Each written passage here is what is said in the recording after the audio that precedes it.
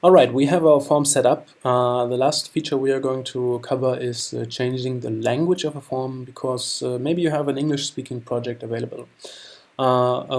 Quick information, our project is originally a German project, so by default all our forms are in German, and if you have an English-speaking project, it doesn't make much sense, obviously, to integrate a German form.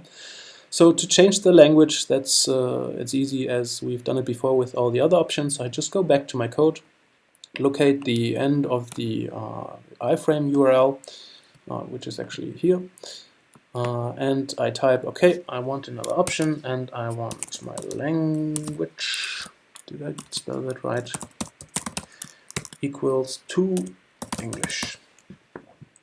And I click on preview, and sure enough, I have my form now completely in English, and all the customer contact from that point on, when he or she fills this form, will be done in English by us.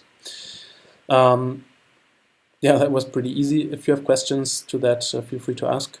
We are still in progress of translating all the forms, so there may be some forms that are not available in English yet. That should be done in a few weeks or so, but feel free to play around with this. Yeah, as always, if you have any question on the partner program itself, feel free to ask, and we're happy to help you. See you there.